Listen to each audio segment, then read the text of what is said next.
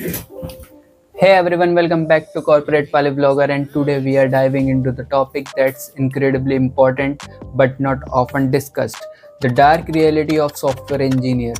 तो गाइज आप सभी को लगता होगा कि सॉफ्टवेयर इंजीनियरिंग एक बहुत ज़्यादा कूल जॉब है, हाई पेइंग जॉब्स हैं और अच्छी सैलरी होती है, गुड लाइफस्टाइल होता है। बट ये सब चीज़ें आपने देखी होंगी, सुनी होंगी, बट मैं बात करने वाला हूँ जो आपने नहीं देखी, नहीं सुनी, जिसके बारे में बातें नहीं होती हैं। तो वो सारी चीज़ें मैं एक एक करके आपको बताने वाला हूँ। तो सबसे पहले हम बात कर लेते हैं हाई कंपटीशन की। तो गाइस इस प्रोफेशन में कंपटीशन बहुत ज़्यादा होता है और आपने अगर देखा हो तो कोरोना के बाद कितने मासिव ले ऑफ करे हैं कंपनी ने। तो जिसकी वजह से अगर किसी भी कंपनी में अगर एक ओपनिंग है तो वहाँ पर 100 to 1000 लोग आ जाते हैं अप्लाई करने के लिए, जिससे की वजह से कंपटीशन बहुत ज़्यादा बढ़ जाता है। तो इस चीज़ को इम्प्रूव करने के लिए हमको आप स्किल्स करके रखना पड़ता है, अपने आप को नई नई टेक्नोलॉजीज सीखनी पड़ती रहती हैं कि क्या चल रहा है मार्केट में, क्या नहीं। तो भाई कंपटीशन बहुत ज़्यादा है। तो अगर आप आने का सोच रहे हैं तो सोच समझ के आना, अगर आप हो तो भी आपको तो पता ही होगा फिर कि कितना ज़्यादा कंपटीशन है। अगर हम किसी कंपनी में भी काम कर रहे हैं तो वहाँ अच्छा इंक्रीमेंट के लिए, प्रमोशन के लिए, एक अच्छी हाइक के लिए तो वहाँ भी अपना बेस्ट देना पड़ता है। तो हर चीज़ में कंपटीशन बहुत ज़्यादा मिलने वाला है आपको। तो अब बात कर लेते हैं पॉइंट नंबर 2 की, जो कि है जॉब इंस्टेबिलिटी। तो गाइज इस प्रोफेशन में स्टेबिलिटी बिल्कुल भी नहीं रहती। किसी भी वजह से आप कंपनी से निकाल दिए जाओगे, चाहे वो आपकी परफॉर्मेंस हो या कुछ भी इश्यूज हो सकते हैं। जैसे कि अभी कोरोना के टाइम पे मैसिव ले ऑफ करा था कंपनी ने विदाउट एनी रीज़न, या कोई आपकी बेंच का इशू हो। बेंच का अगर आपका नहीं पता हो तो मैं बता दूं कि अगर आप सपोज करो किसी प्रोजेक्ट के अंदर काम कर रहे हो और वो प्रोजेक्ट की रिलीज जा रही है या जा चुकी है या रिलीज हो गया है, तो क्लाइंट अपना बजट कम करने के लिए कुछ बंदों को निकालता है उस प्रोजेक्ट से। तो जब आपको उस प्रोजेक्ट से निकाल दिया जाएगा तो कंपनी आपको पूल पर रखेगी, जिसको हम पूल बेंच कुछ भी कह देते हैं। तो कंपनी आपको पूल पर रखेगी। तो हर कंपनी का अपना अपना टाइम रहता है, किसी का 3 महीने भी हो सकते हैं, 6 महीने भी हो सकते हैं, किसी में 1 साल भी हो सकता है। तो मैं बात करने वाला हूँ 3 महीने में। 3 महीने वालों के लिए जो मतलब 3 महीने का टाइम देते हैं, तो उस 3 महीने में हमको करना क्या होता है कि कोई दूसरे प्रोजेक्ट के लिए अप्रोच करना पड़ता है। कुछ प्रोजेक्ट वाले आप खुद ही अप्रोच करते हैं, फिर इंटरव्यूज देने होते हैं, तब हम दूसरे प्रोजेक्ट में अलाइन होते हैं। हाँ, ये बात बहुत लोगों ने सुनी होगी, नहीं सुनी होगी, बहुत ज़्यादा अजीब बात है कि हम कंपनी में हैं फिर भी इंटरव्यूज़ दे रहे हैं। तो यस गाइस, ऐसा होता है। जब भी हम पूल पे होंगे तो हमको इंटरव्यूज़ देने पड़ते हैं दूसरे प्रोजेक्ट में जाने के लिए, क्योंकि क्लाइंट को देखना पड़ता है कि हमको कितनी चीज़ें आती हैं, क्या स्किल्स हैं, कर भी पाएंगे नहीं कर पाएंगे। तो उस चीज़ को करने के लिए एक प्रोसेस होता है उनका इंटरव्यू, तो वो हमको क्लियर करना ही पड़ता है एक कंपनी में होने के बाद भी। एंड अब अगर आपको अब प्रोजेक्ट मिल भी गया है तो अब ऐसा तो है नहीं कि आप उसी प्रोजेक्ट वाले आपको रखेंगे, हमेशा आपसे काम कराते रहेंगे, आपको पे आउट करते रहेंगे। कभी वो प्रोजेक्ट खत्म होगा, फिर से आप पूल पे हो गए, फिर आपको इंटरव्यूज देके उस किसी और प्रोजेक्ट में अलाइन होना पड़ेगा। तो गाइज ये गवर्नमेंट जॉब्स की तरह बिल्कुल भी नहीं है, स्टेबिलिटी बिल्कुल भी नहीं है, कभी भी कुछ भी हो जाता है। तो ये होता रहता है। तो गाइस अब बात कर लेते हैं नेक्स्ट पॉइंट की, जो कि है स्ट्रेस एंड बर्नआउट। तो काफ़ी लोगों को लगता होगा, बहुत लोग सोचते हैं कि सॉफ्टवेयर इंजीनियर में बस आराम से बैठो चेयर पे और कोड करते रहो। तो गाइस ऐसा बिल्कुल भी नहीं है, सच्चाई कुछ और ही है। यहाँ हमको बहुत ज़्यादा प्रेशर रहता है, डेडलाइन पास आती हुई दिखने लग जाती है और स्ट्रेस तो रहता ही रहता है ऑब्वियसली। बग फिक्सेस करने रहते हैं। एंड जो कि सबसे मेन इम्पॉर्टेंट बात है वो है कि हमको डेली मतलब मार्केट में जो भी नई टेक्नोलॉजी चल रही हैं वो भी हमको सीखनी पड़ती रहती हैं, जिससे कि हम कंपटीशन से थोड़ा अलग हट के देख सकें। तो ये सारी चीज़ें रहती हैं। और एक सर्वे के अकॉर्डिंग ये भी पाया गया कि सॉफ्टवेयर इंजीनियरिंग एक जॉब है, एक ऐसी जॉब है जो कि 24/7 रहती है। क्योंकि कुछ स्टार्टअप्स में वो आप सो रहे होगे कभी भी कॉल करके कह देंगे भाई ये बग आ गया है कि ये फिक्स करना है, तो वो चीज़ें भी करनी पड़ती हैं। तो एक सॉफ्टवेयर इंजीनियर पे हमेशा एक रिस्पॉन्सिबिलिटी रहती है, प्रेशर रहता है एक गुड क्वालिटी ऑफ कोड को डिलीवर करने का। तो गाइज अब नेक्स्ट पॉइंट की बात कर लेते हैं, project deadlines and long hours. तो गाइज इसमें क्या होता है कि सपोज करो हायर मैनेजमेंट ने क्लाइंट से बात करी है कि ये हमारा प्रोजेक्ट है जो कि हम 12 महीने में ख़त्म कर देंगे। तो अब हायर मैनेजमेंट हमको क्या बोलेगा कि भाई 10 महीने हैं हमारे पास। वो 12 नहीं बोलेगा, हमको 10 बोलेगा कि भाई 10 महीने हैं हमारे पास और हमको ये प्रोजेक्ट खत्म करना पड़ेगा। तो अब वो 2 महीने क्यों कम बताएं हमको, क्योंकि अब सपोज करो कुछ परफॉर्मेंस इश्यूज आ जाते हैं, बग फिक्सेस होते हैं, तो वो सारी चीज़ें उन 2 महीने में कर पाएं, क्योंकि उनको भी एक समझ होती है कि किस तरह से डिलीवर करना है। तो इसलिए वो 2 महीने अपने आप खत्म कर देते हैं। 10 महीने हमको बताते हैं कि भाई 10 महीने में हमको ये डिलीवर करना होगा। अब क्या करते हैं, वो 10 महीने में सपोज करो उसकी स्प्रिंट चलती है। 10 महीने का काम है, किसी की स्प्रिंट एक हफ्ते की होती है, किसी की एक महीने की होती है। तो स्प्रिंट्स चलती हैं। स्प्रिंट्स क्या होता है कि एक प्रोजेक्ट है वो डिवाइड कर दिया जाता है कि इस स्प्रिंट में हम ये काम करेंगे इस प्रोजेक्ट का, दूसरे स्प्रिंट में ये काम करेंगे।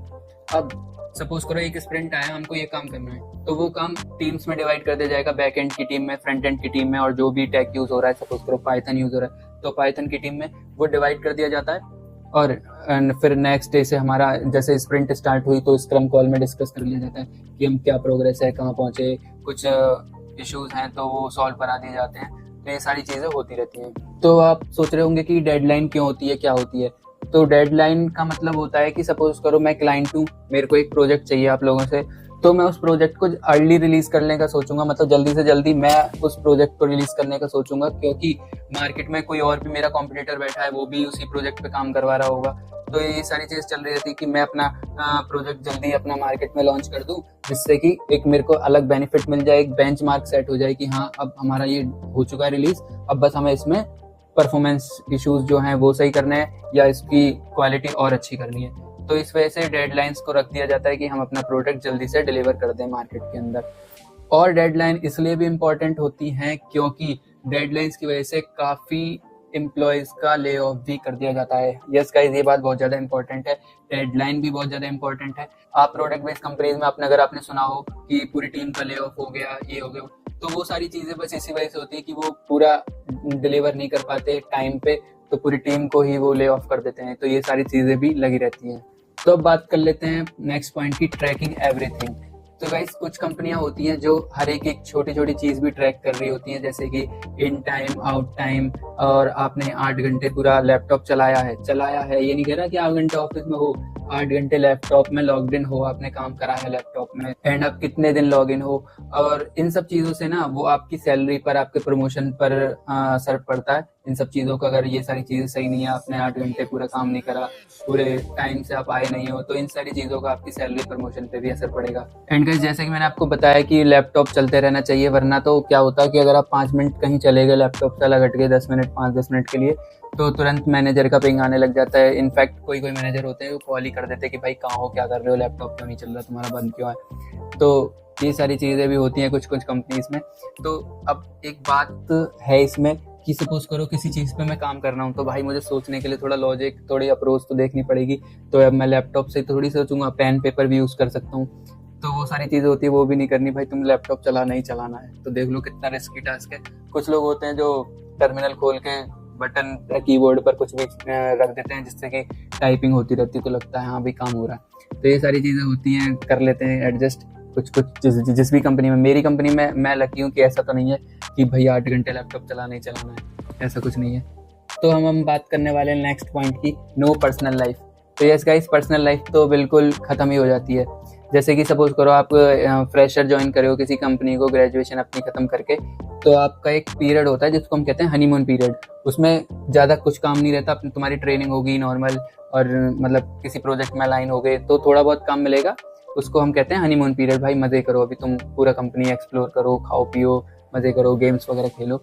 लेकिन जब आप धीरे धीरे काम करने लग जाओगे, 8 घंटे भी आपको ऑफिस में देने हैं, काम करना है, प्लस ऑफिस आने जाने का टाइम जो लगता है 2 घंटे तो एवरेज लग ही जाते हैं, 1 घंटा आना 1 घंटा जाना, एंड खाना पीना भी रहता है, तो इसमें तुम्हारा 12 घंटे 13 घंटे चले जाते हैं। तो बिल्कुल पर्सनल लाइफ यहाँ पर तुम्हारी ख़त्म हो जाती है। तुम्हारे एक्सरसाइज करने का टाइम नहीं मिलेगा, कहीं तुम्हारे कुछ पर्सनल काम है, सोचो कि मैं वो ख़त्म कर देता हूँ आज, तो वो भी नहीं हो पाएंगे। और अब हम बात करने वाले हैं नेक्स्ट पॉइंट की, जो कि है हेल्थ इश्यूज़। तो यस गाइस, हेल्थ इश्यूज़ बहुत ही कॉमन चीज़ है एक सॉफ्टवेयर इंजीनियरिंग प्रोफाइल में, क्योंकि जब आपके पास टाइम नहीं होगा, आप एक्सरसाइज नहीं करोगे, छोटी मोटी फन एक्टिविटीज़ हो गई ऑफिस में वो आपने कर ली, बट एक्सरसाइज नहीं होगी। प्लस जब आप 8 घंटे स्क्रीन पर देख रहे हो तो माइग्रेन है, बैक पेन है, ये चीज़ें शुरू होने लग जाती हैं। प्लस जब आप कुछ काम कर रहे हो तो जो भी मिल रहा है आप खा ले रहे हो, तो ईटिंग हैबिट बिल्कुल ख़राब होने लग जाती हैं। तो ये सारी चीज़ें हेल्थ पर इम्पैक्ट डालती हैं, मतलब आप कब तक ये सारी चीज़ें करते रहोगे। तो कुछ लोग होते हैं कि स्विच कर लेते हैं अपना प्रोफेशन, एक आईटी डिपार्टमेंट को छोड़ के वो ऐसी चीज़ में चले जाते हैं जहाँ उन्हें लैपटॉप देखना ही ना पड़े। कुछ टाइम बाद जब उनकी एज होने लग जाती है, इश्यूज़ बढ़ने लग जाते हैं, तो कुछ लोग होते हैं जो स्विच कर लेते हैं। सो गाइस, अब बात कर लेते हैं नेक्स्ट पॉइंट की, द आइसोलेशन। तो जैसे कि कोरोना के टाइम पे आपने सुना होगा कि भाई आइसोलेट हो जाओ, तो वही सारी चीज़ें अब होती जा रही हैं। जो लोग वर्क फ्रॉम होम कर रहे हैं, अभी कोरोना के बाद ही एक मॉडल शुरू करा था कंपनीज ने वर्क फ्रॉम होम, तो उसके बाद से काफ़ी लोग वर्क फ्रॉम होम कर रहे हैं अभी भी, मतलब नहीं बुला रही उनकी कंपनी, हाइब्रिड मॉडल भी चल गया है। तो इस पॉइंट में हम बात करने वाले हैं जो लोग वर्क फ्रॉम होम कर रहे हैं। तो भाई वो एकदम आइसोलेट होते जा रहे हैं, मतलब कि ना ही उनके सोशल इंटरेक्शन हो पा रहा है और फेस टू फेस इंटरेक्शन तो बिल्कुल हो ही नहीं पा रहा। कुछ भी मीटिंग होती है तो लैपटॉप से ज्वाइन करें, खत्म। तो जिसकी वजह से एक लोनलीनेस एंड डिटैचमेंट जैसी चीज़ें बढ़ती जा रही हैं। एक बंदा काम कर रहा है पूरे दिन, शाम को डिनर वगैरह करेगा घर वालों के साथ और सो जाएगा, नेक्स्ट डे फिर उठेगा, तो मतलब बात करने के लिए कोई है नहीं, कुछ भी नहीं है।